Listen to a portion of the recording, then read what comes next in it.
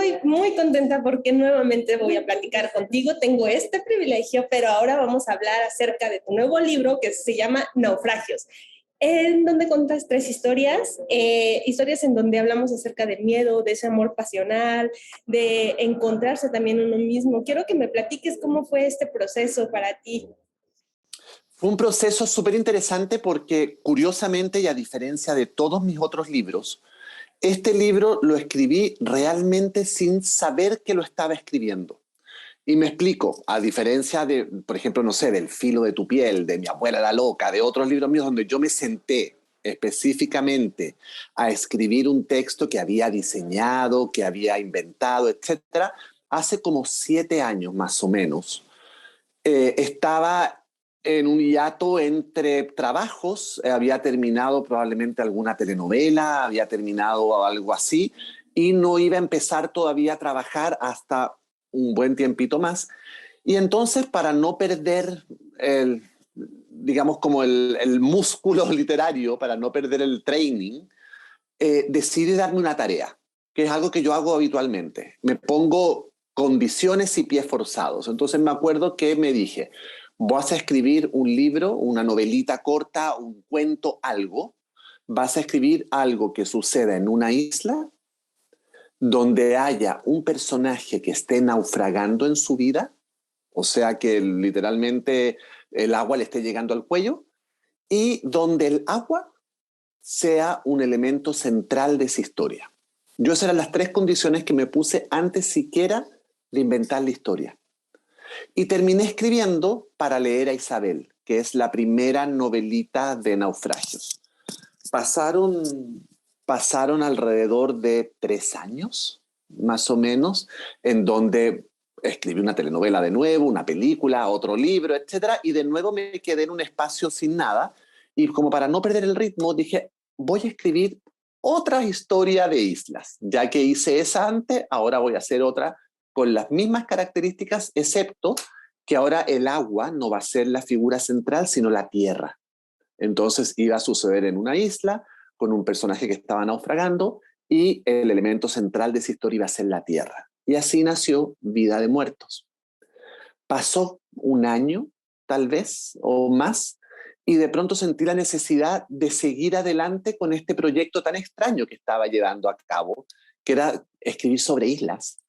Y entonces decidí que iba a escribir sobre la isla de Puerto Rico, que un personaje también iba a estar naufragando en su vida y que ahora no iba a ser ni el agua ni la tierra el elemento central, sino el fuego. Cuando estaba terminando ese último libro, esa última novelita, la abuela, el nieto y la comida de los peces, me di cuenta que esto era más que novelitas sueltas que yo estaba haciendo.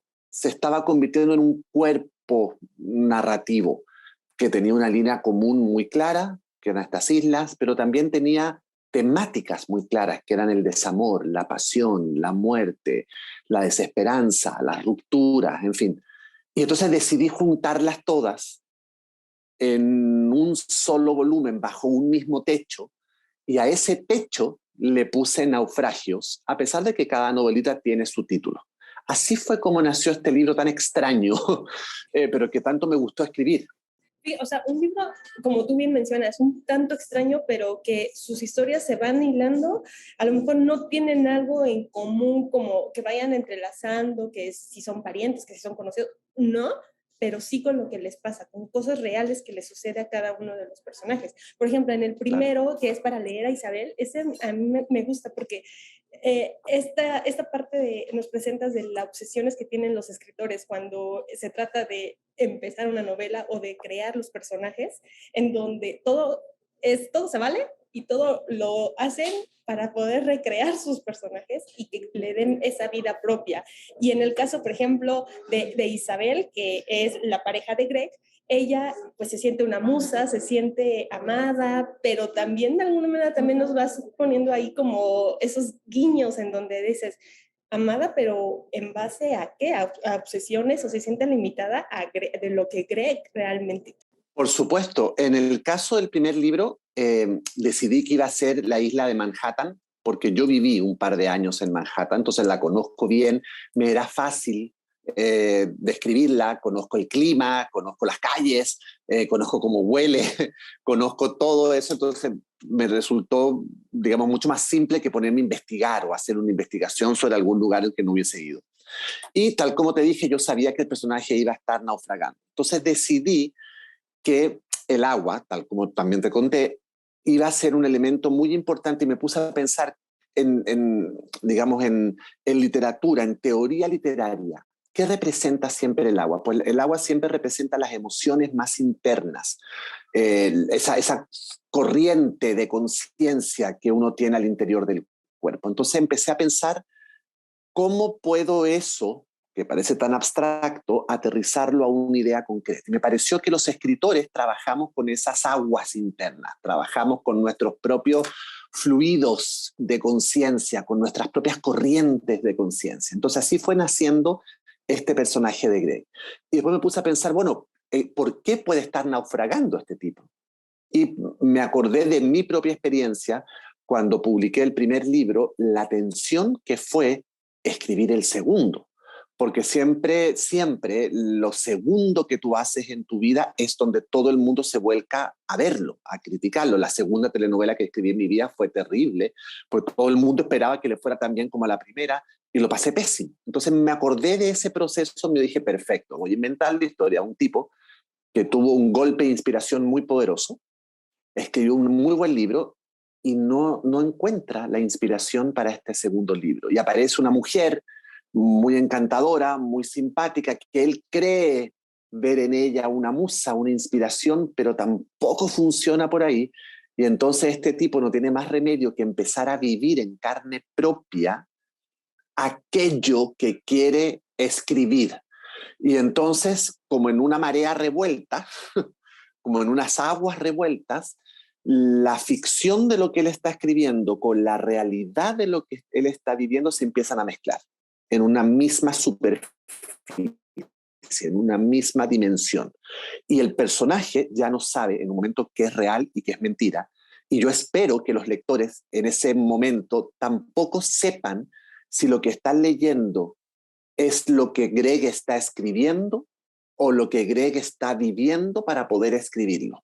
Fue súper difícil de hacer porque era un juego narrativo bien interesante de contar dos planos al mismo tiempo, digamos, pero como estaba comprometido a contarlo desde el agua, desde la fluidez, pues pude hacer, como te digo, como una especie de pecera en donde simultáneamente tenía dos corrientes avanzando al mismo tiempo. Y bueno, pude terminar también entonces, comenzar con agua, que comienza con la lluvia, y termina con agua porque termina con el río. Entonces así fui capaz de hacer como una historia súper redondita, como una serpiente que se come la cola, digamos, que comenzaba con agua, seguía avanzando en las aguas internas del personaje y terminaba con el agua del río llevándose toda la historia completa.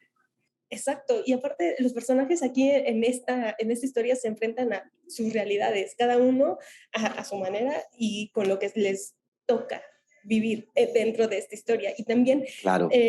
mencionas también esa parte de los silencios aterradores, que es lo que le pasa a Greg porque por no hablar, por no expresar, por ese miedo a ser juzgado, criticado, se queda con ese silencio y por eso lleva un límite pero no vamos a hacer spoiler, no vamos a hablar un poquito más así, pero a mí, bueno, ya retomamos un poquito de este, ahora vamos a hablar acerca de Vida de Muertos, en donde aquí es ahora la persona que utiliza la escritura como un escudo para esconderse ante su realidad, que en este caso es Alejandro el que la utiliza para que así le cuenta a Tom, a, pues no sé si decir ¿qué pasa con Domno, ¿no? Porque no quiero... Sí, A ver, sí, eso ¿sí? no es ¿Lo un podemos decir? spoiler. Sí, sí, sí, la pareja, el marido. Sí, sí, sí, que falleció.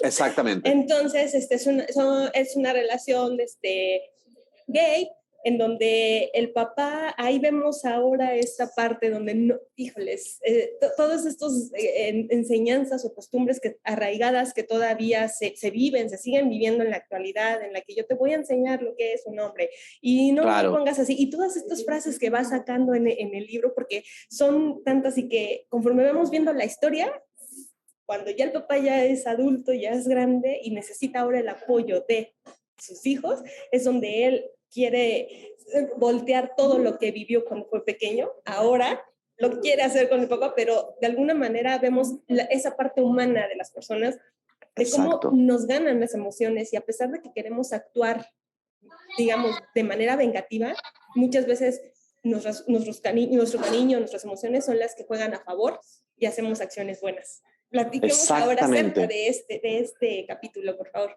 Pues mira, como te conté antes, las premisas que yo tuve para este libro eran las mismas. Una isla, en este caso es Gran Bretaña, y particularmente dentro de Gran Bretaña, la ciudad de Londres. Un personaje que estaba naufragando, Alejandro, mi personaje central, está literalmente hundido en el dolor. El dolor le pasó por encima. El dolor fue una marea tan grande, una tormenta marítima tan grande que lo dejó bajo el agua. Y Alejandro está prácticamente muerto en vida. Y también uno de los elementos, el elemento central que yo quería para esta historia era la tierra. Por eso el libro habla sobre cementerios, sobre la tierra, sobre estar 3 metros bajo tierra. Eh, y también por eso está esta figura del padre de Alejandro, que en el pasado fue muy homofóbico, muy agresivo, muy violento con su hijo, y entonces le pegaba, lo humillaba, y Alejandro se pasaba mucho tiempo en el suelo, porque el papá lo tiraba literalmente al suelo. Entonces la tierra pegada contra la cara, y Alejandro tiene la visión de este padre gigantesco, como un árbol, como una montaña, porque claro, lo está viendo desde el suelo, desde la tierra, desde allá abajo. Pero como son las cosas en la vida, las paradojas siempre existen y la vida da muchas vueltas. Alejandro se escapa de esa relación violenta, agresora, y se va a vivir a Londres desde Chile, porque él es chileno. Y pasan muchos años hasta que un día Alejandro recibe la llamada de una hermana que le dice que el papá está muy viejo, está muy mal, y que ya no hay nadie que lo pueda cuidar. Así que se lo van a mandar a Londres, así como que manda un paquete inservible para que Alejandro se haga cargo de él. Eso de alguna manera hace que el naufragio de Alejandro por la muerte de Tom quede como en pausa, porque ahora tiene que enfrentarse a este otro naufragio, a otra tormenta, que es encontrarse cara a cara con su agresor, a quien él recuerda, como dije antes, como esta montaña, este árbol, este roble enorme, firme. Y lo que le entregan en el aeropuerto es un viejito disminuido en una silla de ruedas. Y en ese momento viene la pregunta más terrible yo de todo el, que es, ¿qué pasa si yo le hago a este señor que tengo enfrente lo mismo que él me hizo a mí? ¿Qué pasa si lo hago pasar por el mismo dolor que él me hizo pasar a mí? Y entonces aquí el naufragio se hace cargo de tratar de responder la pregunta, o ni siquiera responderla, sino que exponer la pregunta de dónde está esa línea súper fina entre justicia y venganza. ¿Cuándo somos justicieros? ¿Cuándo somos vengadores? Dejamos de hacer justicia para pasar a ese otro estado de tomarnos la justicia por las manos, que es la venganza. En fin, nada que estoy contando spoiler, porque la novelita se hace cargo de esta situación. Lo que conté son las primeras páginas. Sí que fue súper difícil de escribir emociones que estén envueltas. Pues son emociones rudas, son emociones duras, son emociones dramáticas. No me he enfrentado nunca a una situación así. Por supuesto, mi papá es espía, mi papá es un señor encantador, con el que tengo magnífica historia en común. No, mi familia es una familia súper progresista, liberal, no tiene nada de homofóbica ni de nada, pero sí como hombre gay, que es hombre público y visible, pues sí me he enfrentado en muchísimas ocasiones a esa cachetada de homofobia que te da mucho la sociedad, o la rabia más profunda que provocan tus derechos, o ese coraje que no se pasa por sentir que eres un ciudadano de tercera categoría. siempre. Entonces puedo relacionarme con eso. Pero es una historia densa, intensa, por eso la puse al medio, además del libro, como para llegar ahí a un pic de intensidad. Eh, y es un texto del que me siento particularmente orgulloso porque es un texto que fue muy difícil de escribir porque es un texto de pura emoción, de pura emoción. Lo que yo quería era que el lector se estremeciera de emoción al leerlo, pero está escrito de una manera muy seca, muy fría, sin emoción. Y esa cuestión fue muy difícil de hacer. Dices que no tiene, bueno, que está escrito de una manera seca, pero la verdad es que yo sí sentí esas emociones, si bien a lo mejor no así con las palabras o no tan rimbombantes en cuestión de expresar esas emociones, esos sentimientos, pero sí en el momento cuando está viendo cuando ya está, bueno, vamos a la última parte del libro, en donde ya se reencuentran, donde ya hay como esa conexión. Y cerrar con esto de que poderse ver en los ojos de su papá, pero ya de otra forma, yo creo que cierras muy bien y va aligerando esa tensión en la cual empezamos, después vamos subiendo, después ya como que vamos poco a poco bajando, y eso es algo bonito. A mí me gustó esa parte porque ya es como reconocerse en los ojos de la otra persona, la que tienes Pues, enfrente. muchas gracias, porque era la idea precisamente. O sea, la idea era llevar al lector y al personaje hasta el límite, hasta el límite, hasta el límite. ¿Qué va a hacer este tipo? ¿Qué va a hacer? ¿Qué le va a hacer al papá? ¿Qué le va a hacer al papá? Y después de eso, con la decisión que se toma, bueno, ya hacemos un poco las paces con la historia. Pero como te digo, fue bien complicado dar esas emociones en los lectores, porque son solo palabras, pero hay que usarlas de manera adecuada para que generen eso que yo quiero que generen, pero tampoco quería ponerme melodramático o cursi o exageradamente meloso con mi texto, porque quería precisamente huir de eso. Para mí la verdadera desesperación, la verdadera angustia, el verdadero miedo es seco, es frío, es totalmente lo contrario de lo que uno ve, por ejemplo, en las telenovelas, donde el miedo o la venganza siempre son exageradas, siempre son arriba, siempre son fuerzas que van hacia afuera. Y yo pienso que el verdadero pánico, el verdadero dolor no genera un sonido, no genera un grito, te paraliza, es como que el cuerpo se te congelara. Y entonces traté de escribirlo desde ahí. Y se siente. Y la verdad te lo agradecemos mucho. Y vamos ahora en esta parte que ya es el de la abuela, el nieto y la comida de los peces. Este último tenemos a tres personajes, que es la abuela Caruca, Lamec y Yameli.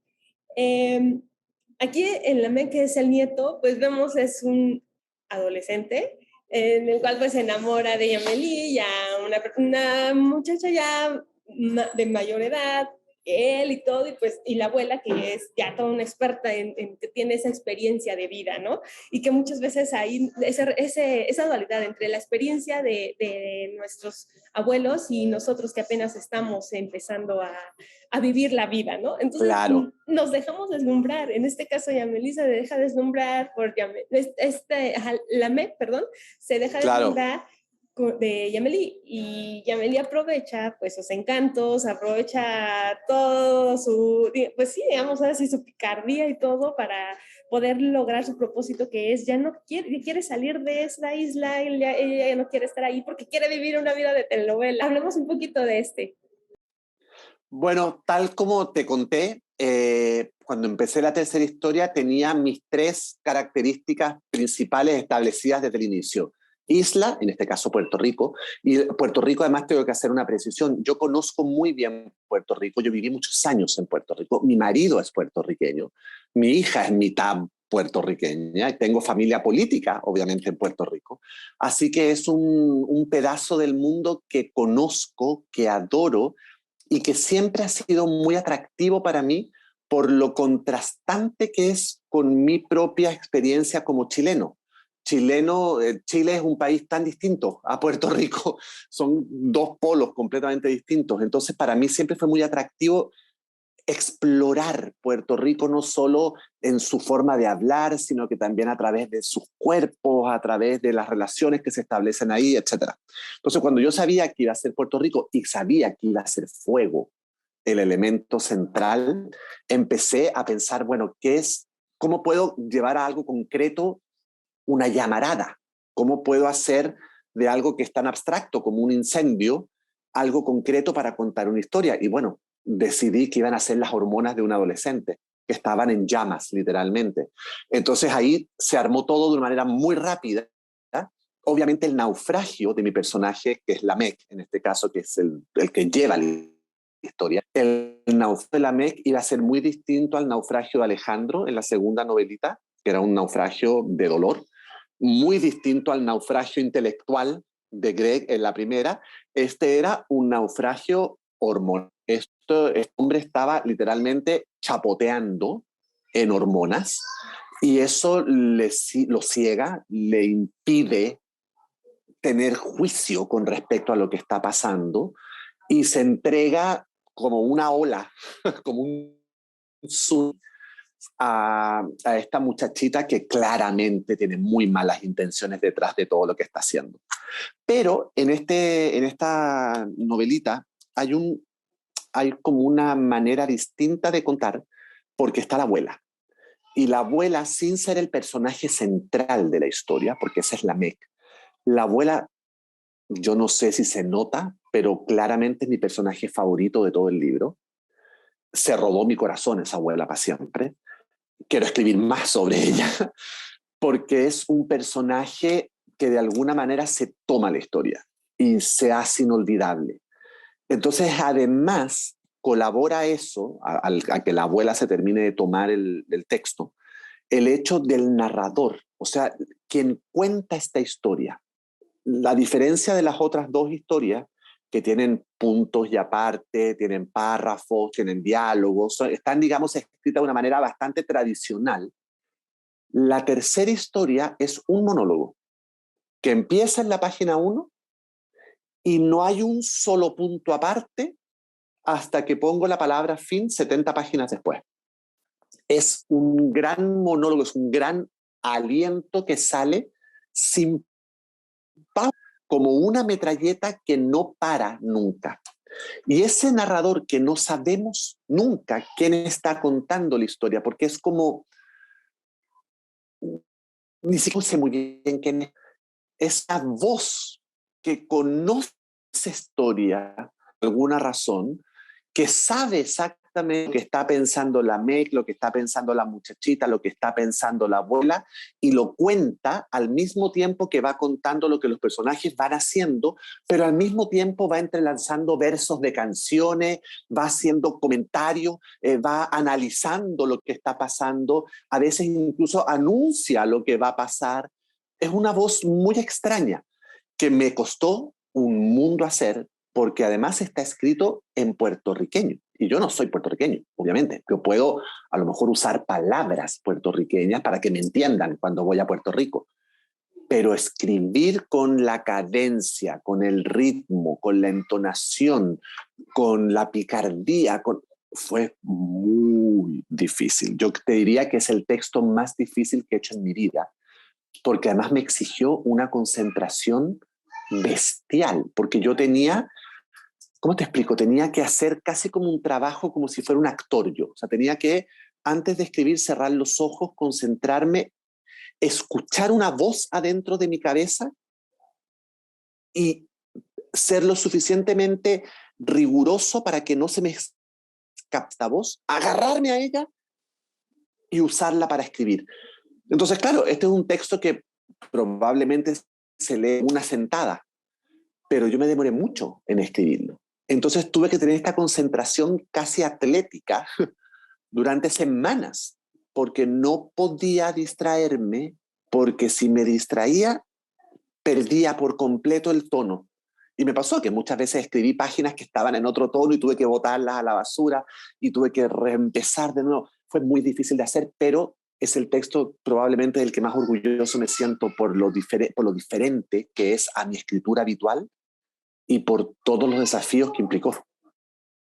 Y se nota, y se siente esa, como bien dices, esta parte, esa picardía, porque en los dichos que van enlazando con las canciones, que si los refranes y que si esa picardía de expresarse cuando están, que vamos a bailar, vente, que la radio, que ya me regalaron esto, que ya, o sea, creo que aparte en nuestro personaje de la abuela Caruca, que habla con verdades, o sea, como se anticipa, nuestro narrador aparte nos va anticipando, sí, pero al mismo tiempo que nos va anticipando, es como decir, híjole, va a ser esto y al final tú piensas que va a ser lo otro. Entonces, es, bueno, esta parte en la que las verdades muchas veces a este Lamec le pesan, le pesan las verdades, le pesa en que en algún momento le dice su abuela, ¿sabes qué?